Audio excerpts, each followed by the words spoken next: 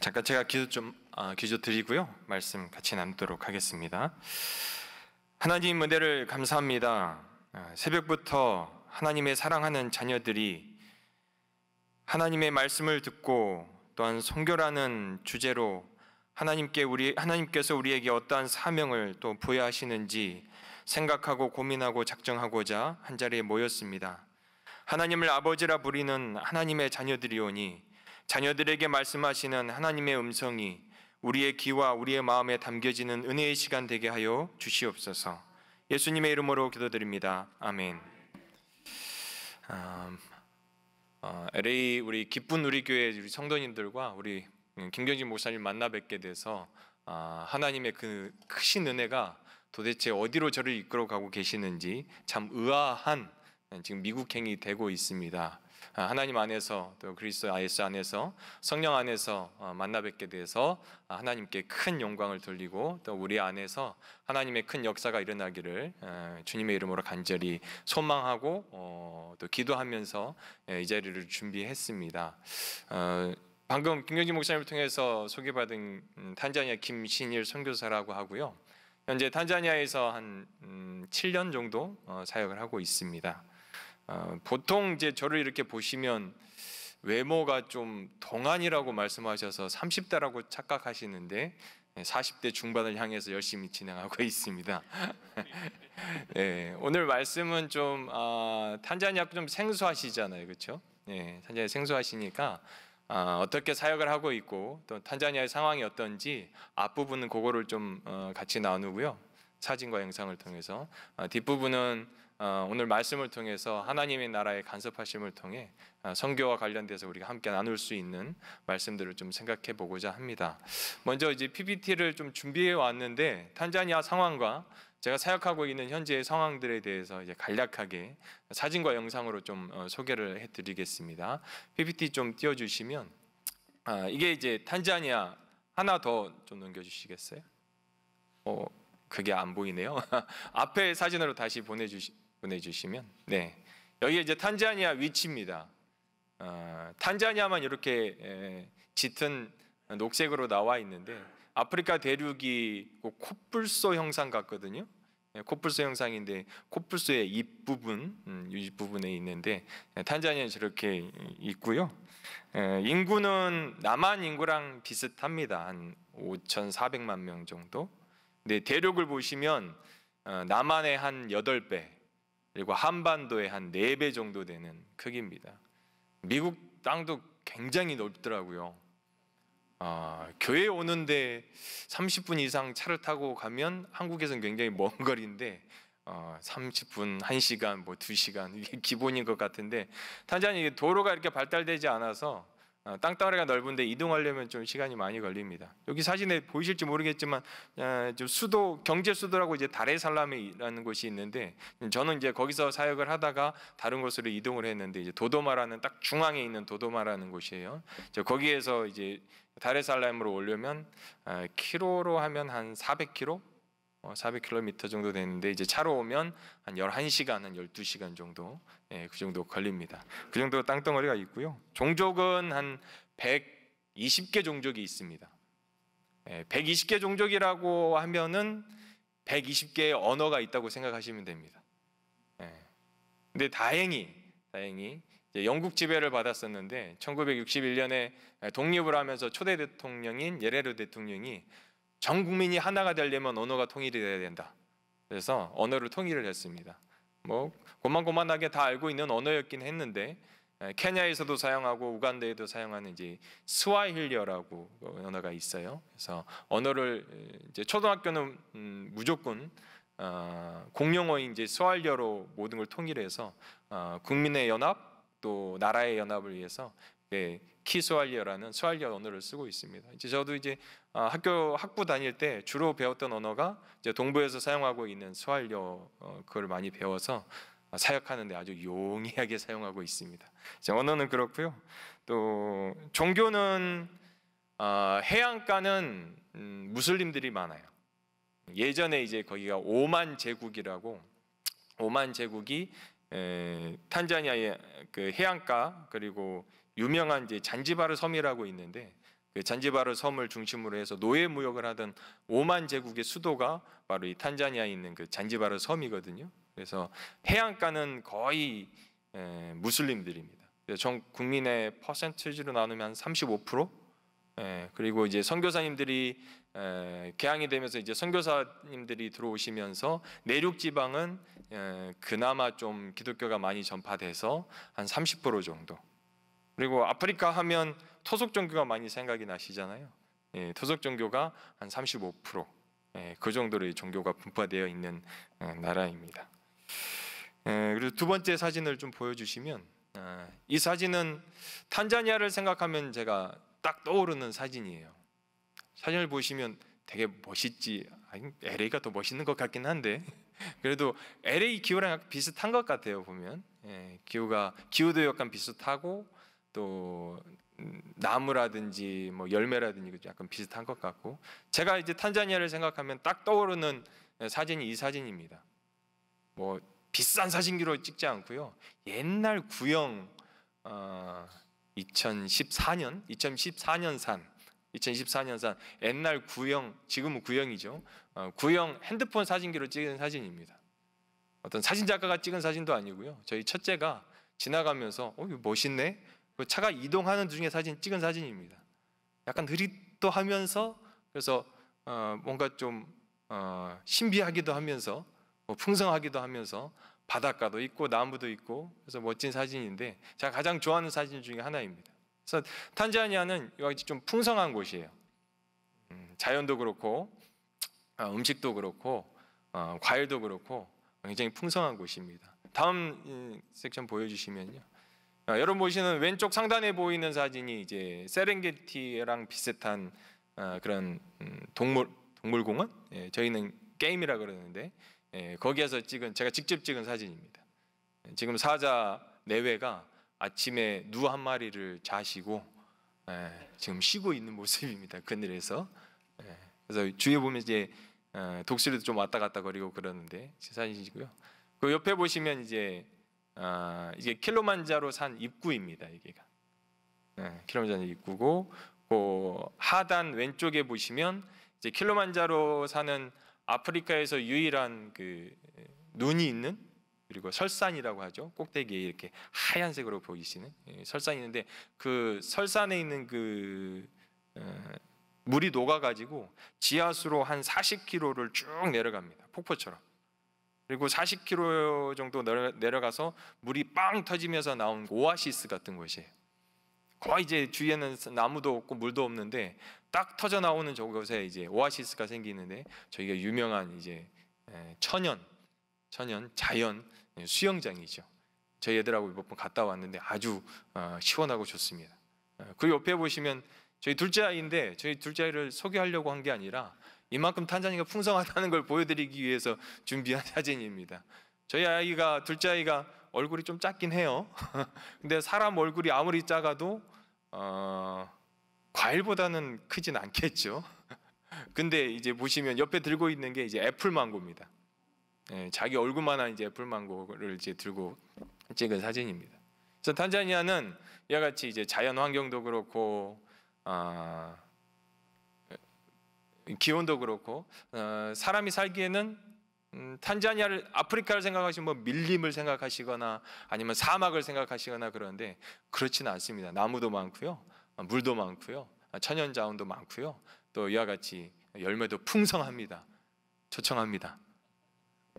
다음 사진 보여주시면 이 탄자니아에 저희가 2014년 12월에 이제 가서 지금까지 사역하고 있는데, 왼쪽에 보이는 사진이 처음에 출국할 때 저희 모습이고요. 오른쪽에 있는 모습이 이번에 이제 미국에 들어오면서 저희 아이들하고 같이 찍은 사진입니다. 요랬던 저희가 요렇게 바뀌었습니다라고 잠깐 이렇게 소개를 드리고요.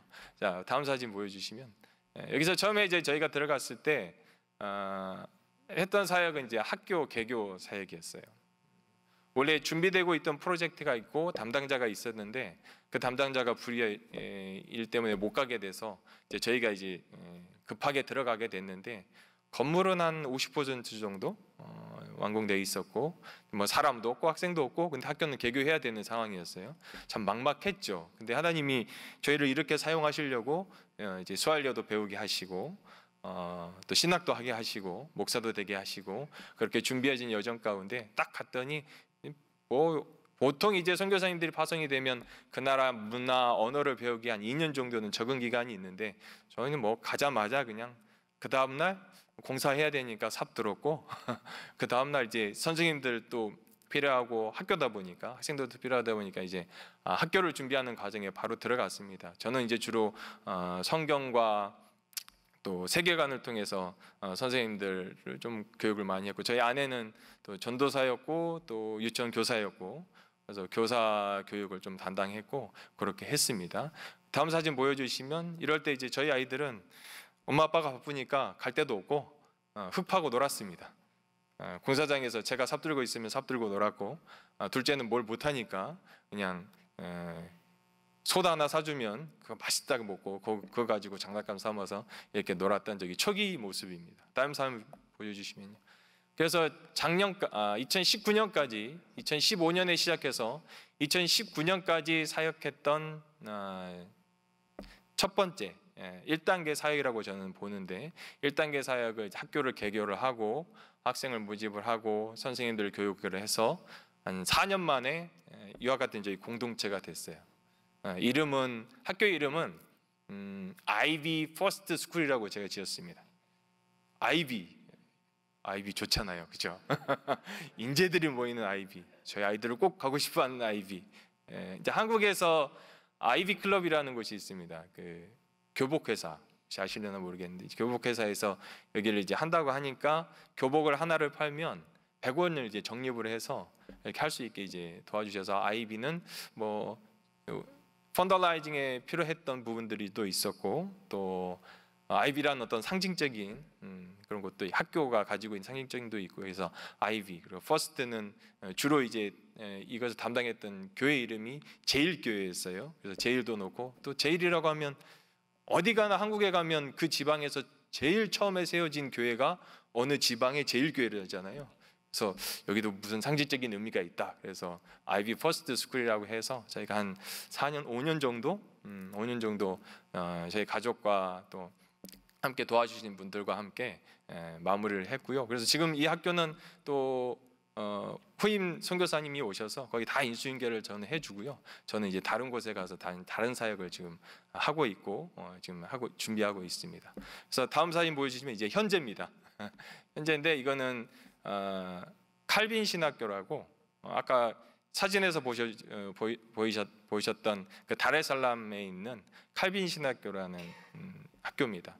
뭐 한국도 그렇고 미국도 그렇고 장로교회면 이제 나눠져 있잖아요. 큰 교단이 합동, 통합.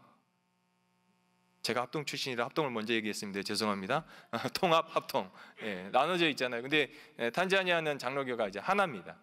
통합, 합동 같이 운영을 하고 있어요. 그래서 우리 신학생들이죠. 신학생 전수사님들 함께 제가 좀 가르치고 또 교제를 나누고 칼빈 신학교 사역을 지금 하고 있고요. 칼빈 신학교는 선교사님들이 이제 가르치시고 교육을 해야 되기 때문에 굉장히 멀리에서 오시는 분들이 있어서, 우리가 알고 있는 그런 어떤 신학교의 개념으로 뭐 일주일에 한 번, 일주일에 뭐 2번 이렇게 가르치는 게 아니라, 한 번 과목을 정하면 일주일 내내 아침부터 저녁까지 일주일 내내 그냥 다 수업을 합니다. 수업을 합니다. 수업을 해서 일주일에 쭉 한 과목을 끝내는 그런 시스템으로 돼 있어서 지금 주로 사역하고 있는 곳은 이제 칼빈 신학교에서 우리 전사님들을 가르치고 또 전사님과 교제하고 또 영적인 것들을 같이 나누고 있고요. 근데 이제 이 칼빈 신학교 사역은 한 학기에 한 2과목 정도, 그래서 2주 정도 다레살렘에 와서 제가 교육을 하고 또 교제 나누고 또 행정적인 일을 보고 그렇게 하고 있습니다. 주로 제가 있는 곳은 다음 사진 보여주시면 저희 아이들입니다. 탄자니아는 수도가 2군데가 있어요. 다레살람이라는 경제 수도가 있고요. 탄자니아 정중앙에 도도마라는 수도가 있습니다. 행정 수도라고 하는데 지금은 조금 이제 발달이 됐는데 거의 방치되어 있던 수도였는데 지금은 4월 달에 돌아가셨는데 대통령이 바뀌면서 그것을 이제 확장을 시키려고 많이 좀 부흥을 시키고 있지만 그래도 아직 시골입니다. 지방의 중소도 아니고 소도시 정도? 이름은 수도이지만 소도시예요. 그래서 거기에 있는 영재스쿨이라는 곳에서 제가 교목을 담당하고 있고 또 우리 아이들을 가르치고 있고 또 선생님들과 또 여러 가지 행정적인 일들을 지금 같이 보고 있습니다. 이 사진은 이제 저희 7학년 아이들과 같이 찍은 사진이고, 다음 사진은 이제 마지막 사진인데요. 이곳에서 함께 사역하고 있는 우리 한국인 선교사님들하고 현지인 우리 목사님들 두 분을 같이 소개시켜드리고 싶어서 사진을 마지막에 넣습니다. 이제 한국인 선교사님들 보시면 나이가 좀 많으시죠? 가운데 계시는 분이 이제 차영수 선교사님이라는 분이신데, 제가 지금 사역하고 있는 그 영재스쿨을 처음에 1996년에 가셔서 2004년에 개교를 해서 초등학교만 지금 운영을 하고 계시는데, 처음에 가족이 가셔서 그 학교를 세우시고 운영을 하고 계시고, 그 옆에 계시는 분이 이제 차영미 선교사님이라고 따님 되십니다. 따님 되시고, 그래서 제가 이제 같이 협력으로 이제 들어가서 그 학교를 지금 같이 운영한다고 얘기하면 좀 그렇고 그 학교에서 같이 사역을 하고 있습니다. 그래서 그 옆에 이제 보이는 이제 두 명의 현지인 목사님들인데, 가운데 계시는 목사님이 스테파노 목사님이라고 원래는 고아였습니다. 고아였는데 하나님을 진지하게 만나고 목사님이 되시고, 또 지금은 자기와 같은 고아들을 돌보는 센터를 지금 같이 진행을 하고 있고요. 그다음에 하얀색, 거의 탄자니아에는 하얀색, 빨간색, 진한색을 좋아합니다. 저렇게 하얀색 옷을 입고 계시는 목사님, 임마누엘 목사님인데 아주 신실하신 목사님이고, 열정으로 따지면 저보다 더 놀랍게 열정이 뛰어나십니다. 이제 저희가 일주일에 한두 번 정도 이제 캠퍼스 전도를 나가거든요. 캠퍼스 나가면 저보다 전도를 더 많이 합니다. 전도를 더 열심히 하시고, 그래서 목회자적 기제를 가지고 계셔서 지금 교회를 같이 하고 있습니다. 그래서 전체적인 미션의 이름을 저희가 호렙 웰페어 미션이라고요. 호렙 웰페어 미션 탄자니아라고 이렇게 해서 같은 미션으로 같이 진행을 하고 있는 저희 팀입니다. 마지막으로 소개시켜드리고, 또 동영상을 제가 같이 놓았으면 좋은데 같이 이렇게 이어졌습니다.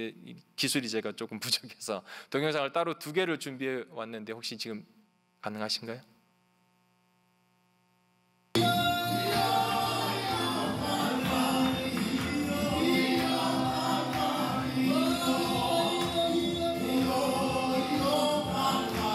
저희 칼빈슨 학교에서 예배드리고 있는 모습이고요.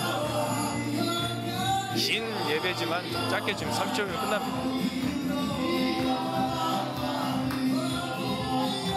몸을 가만히 안 두죠.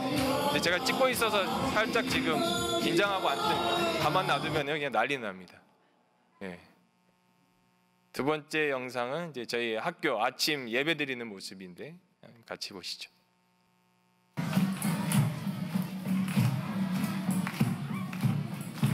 초등학교고요. 학생 수는 한 500명 정도 돼요.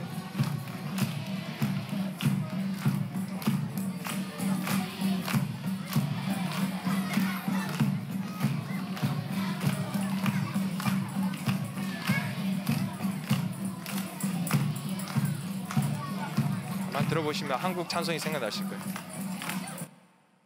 너무 빨리 끊었네요. 네, 괜찮습니다. 네. 주시고요. 네, 이렇게 탄자니아에서 사역을 하고 있고 진행을 하고 있습니다.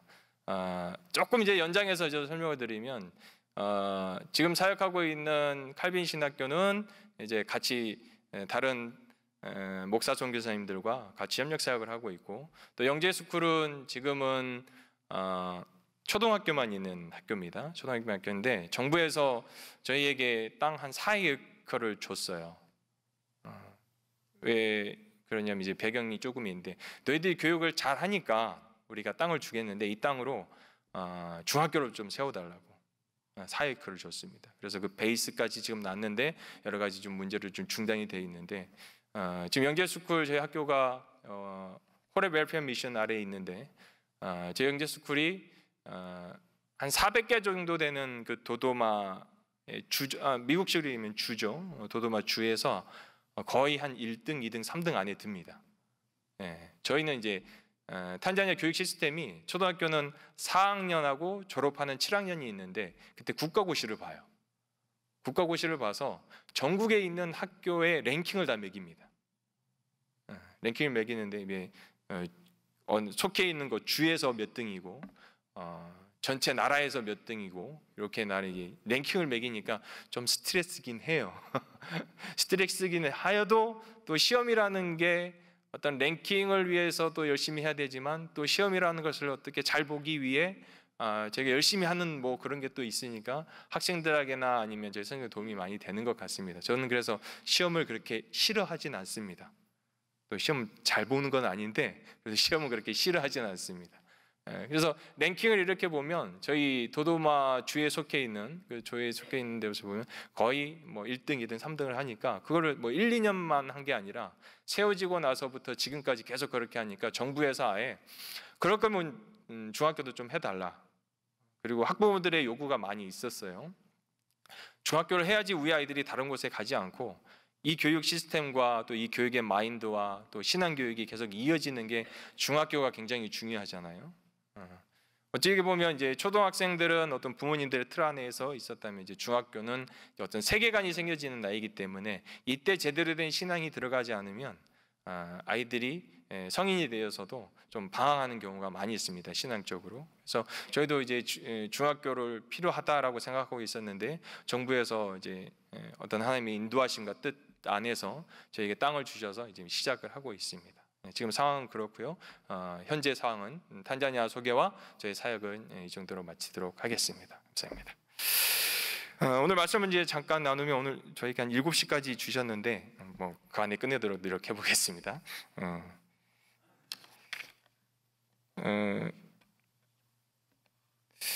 저는 하나님 나라에 대한 관심이 참 많습니다. 이유는 뭐 여러 가지가 있는데 신약 성경을 이렇게 읽다 보면 하나님의 나라라는 단어가 굉장히 많이 나오고요. 또 예수님의 사역의 중심 사역의 단어를 하나로 요약을 하자. 그러면 저는 개인적으로 하나님의 나라라고 생각을 합니다. 성경적인 근거를 이렇게 같이 나누자면 첫째는 예수님이 공생의 사역을 먼저 시작하실 때 맨 처음 하셨던 말씀이 하나님의 나라였습니다. 회개하라, 하나님의 나라가 가까이 왔다. 그리고 예수님의 사역의 마지막 제자들에게 하셨던 말씀도 하나님의 나라에 대한 말씀이었습니다. 사도행전에 보면 예수님께서 부활하시고 40일 동안 부활체의 모습으로 제자들과 교제하신 내용이 나오는데 그 내용의 말씀의 주 내용이 뭐였냐면 40일 동안 사도들에게 제자들에게 보이시며 하나님 나라의 일을 말씀하셨다라고 사도행전 1장 3절에 그렇게 기록되어 있습니다.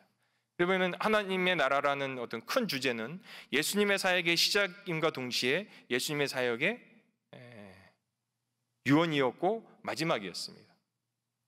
또 저는 개인적으로 이제 산상수훈을 굉장히 중요한 파트이고 또 창세기 5장부터 7장까지를 저희가 산상수훈이라고 부르거든요.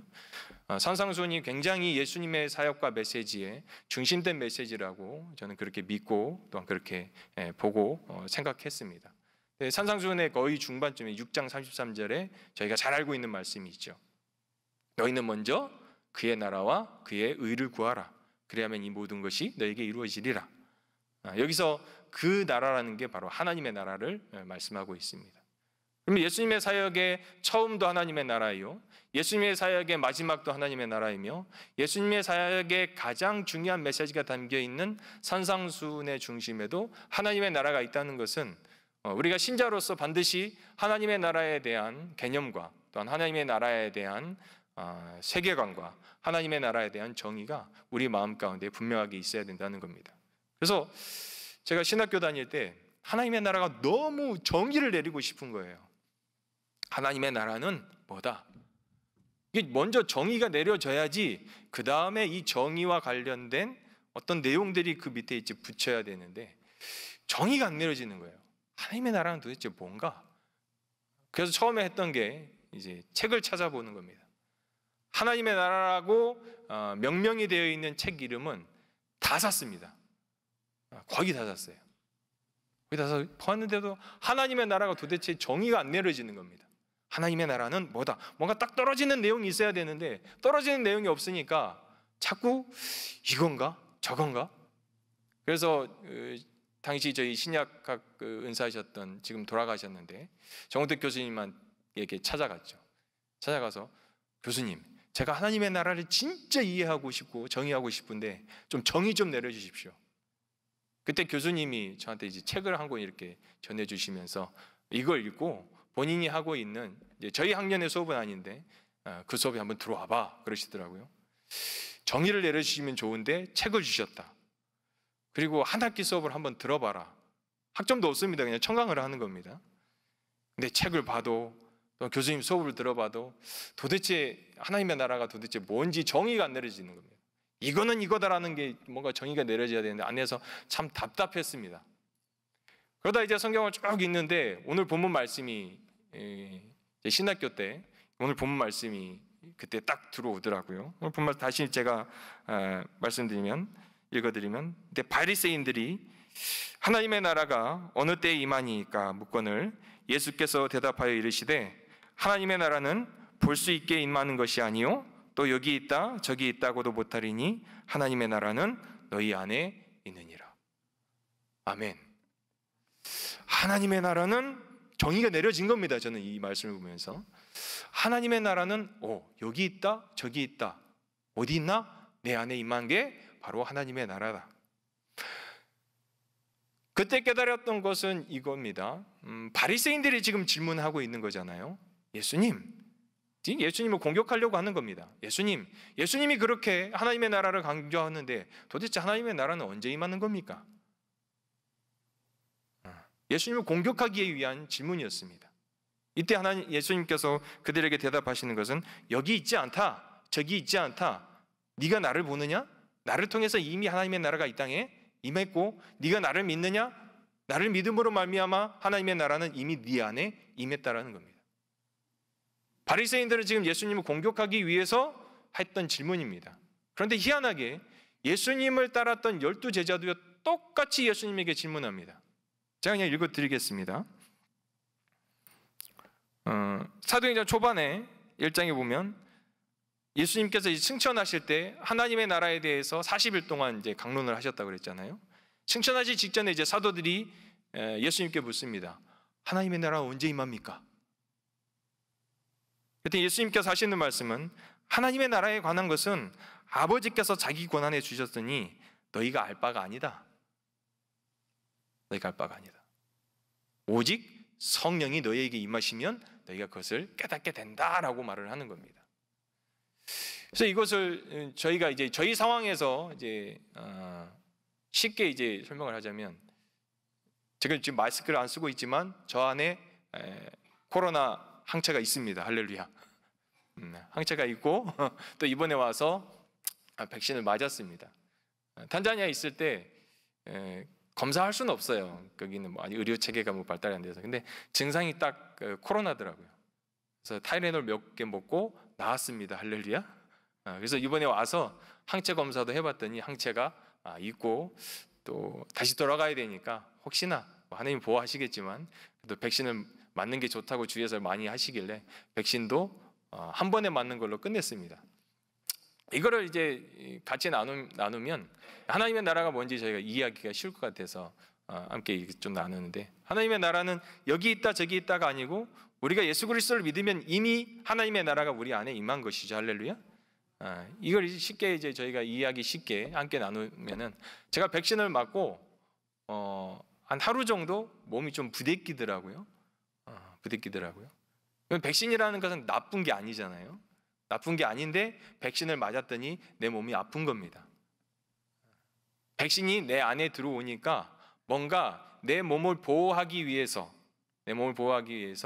뭔가 거리끼는 것들, 무엇인가 부대끼는 것들, 무엇인가 싫은 것들이 내 안에서 일어나는 겁니다. 그랬더니 얘가 백신이 내 안에 들어와 그런 것들을 만들어내니 우리가 항체가 생기고 우리가 마스크 없이 어디든지 돌아다닐 수 있는 자유함을 얻었다는 것이죠. 이와 같은 겁니다. 하나님의 나라는 그리스도를 믿음으로 말미암아 우리 안에 임했습니다. 근데 우리 안에 이 임한 하나님의 나라는요, 우리를 자꾸 부대끼게 만든다는 겁니다. 우리의 영혼을 보호하고 우리의 생명을 보호하고 우리의 구원을 지켜내기 위해 우리 안에 임한 이 하나님의 나라라는 이 백신은 우리를 자꾸 부대끼게 만든다는 겁니다.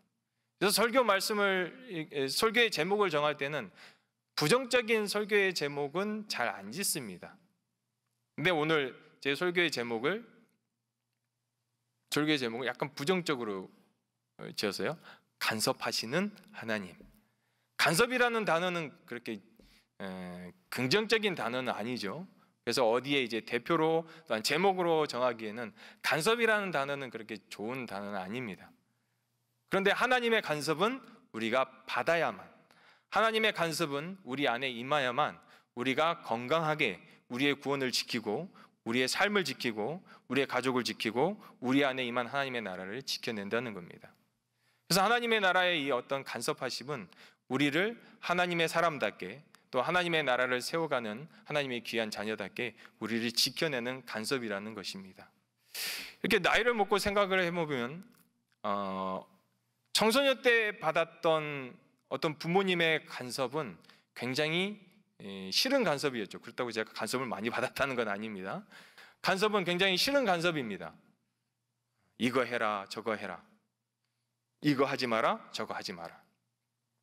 그러나 지금 나이를 먹고 생각해 보면 그 간섭을 똑같이 제가 저희 아이들에게 하고 있는 모습을 제가 발견합니다.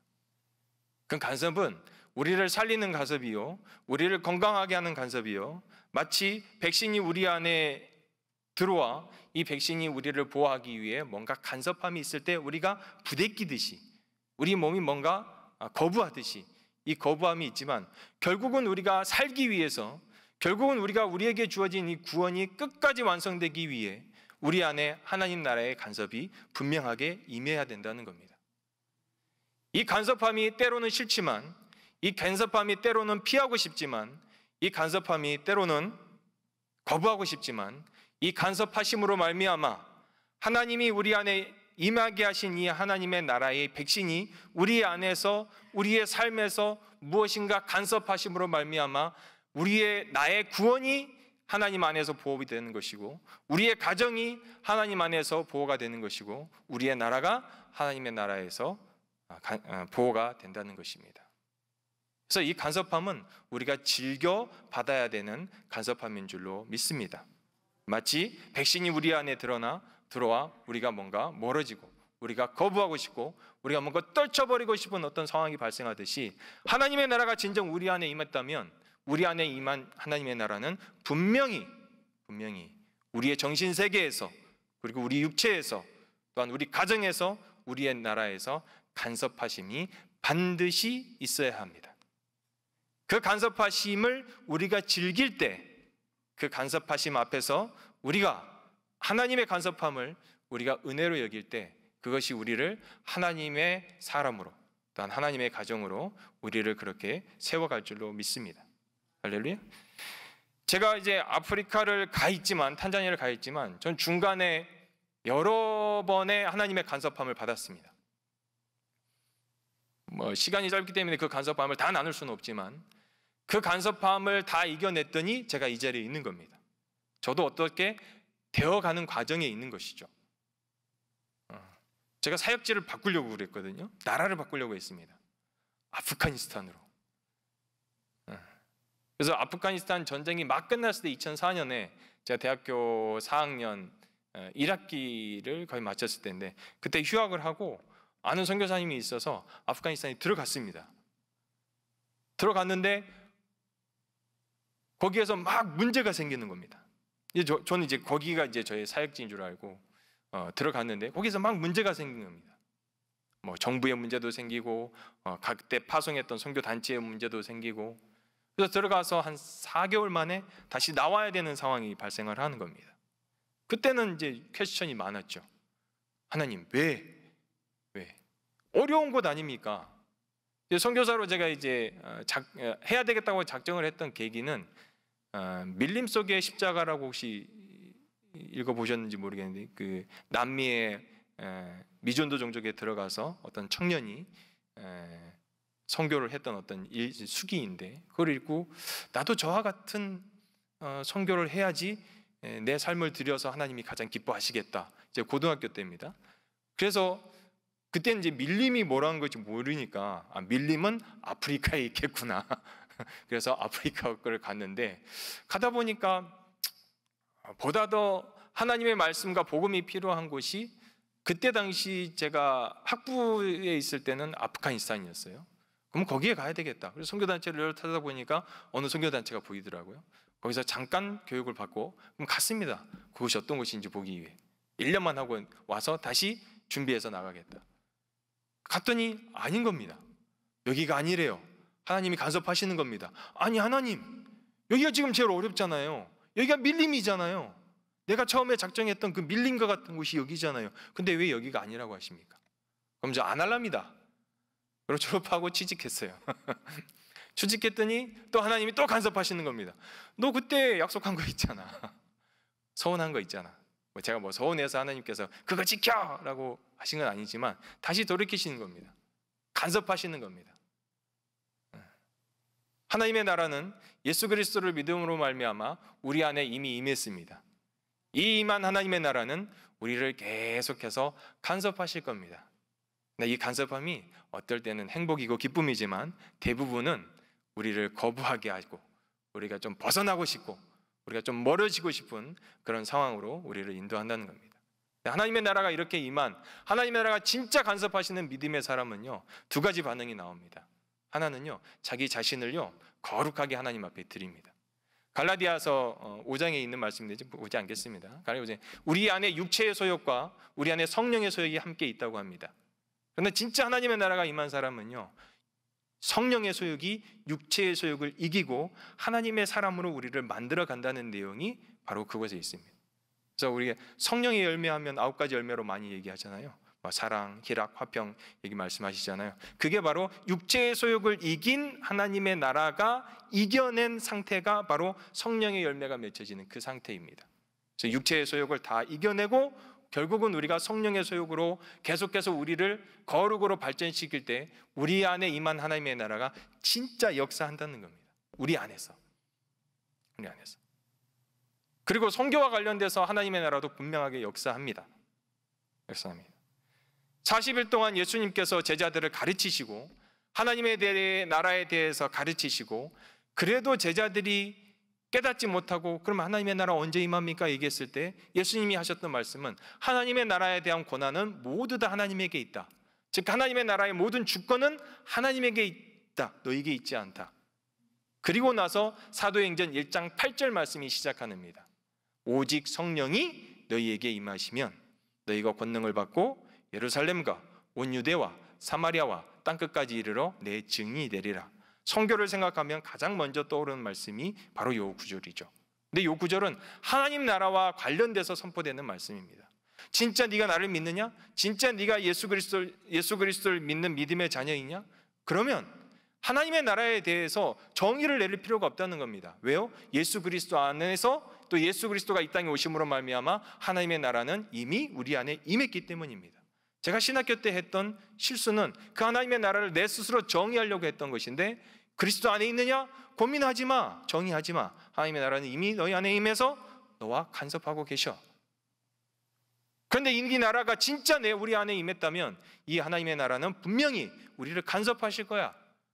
너를 거룩으로, 나를 거룩으로 더욱더 이끄셔서 결국은 성령의 열매를 맺게 하시고, 또 선교와 관련돼서는 이 하나님의 나라가 진짜 우리 안에 임했다면 이 하나님의 나라는 성령과 함께 우리 안에 임해서 성령과 함께 임한 하나님의 나라가 우리를 하나님 나라의 권능을 갖게 하시고, 이 권능으로 말미암아 또한 이 권능과 함께 온 유대와 사마리아와 땅끝까지 이르러 그 나라의 증인이 될 수 있다는 것이 바로 그 결론입니다. 우리 안에 이미 하나님의 나라가 임했습니다. 할렐루야. 이 하나님의 나라는 분명하게 우리를 간섭하실 것입니다. 이 간섭은 때로 싫고 버리고 싶고 멀어지고 싶지만 결국은 이 간섭은 우리의 구원을 이루고 우리의 평화를 이루고 우리의 신앙인의 모습을 완성할 겁니다. 성령의 열매로. 그리고 이 하나님의 나라는 분명하게 우리를 간섭하셔서 온 유대와 사마리아와 땅끝까지 이르러 그 하나님의 나라의 복음을 증거하게끔 우리를 간섭하실 것입니다. 간절히 바라는 것은, 또한 간절히 기도하는 것은 이 자리에 모인 우리 모두가 이 하나님의 나라가 우리의 삶에 간섭할 때 그 간섭함을 즐겨하시고 그 간섭함 앞에서 하나님께 기쁨으로 나아가시는 믿음의 성도요, 믿음의 신자요, 믿음의 전도자요, 믿음의 하나님의 사람들이 되시기를 주님의 이름으로 간절히 부탁드립니다. 기도하겠습니다. 주님 은혜를 감사합니다. 새벽부터 하나님께서 우리에게 말씀하시는 아버지의 음성 앞에 저희가 무릎을 꿇었습니다.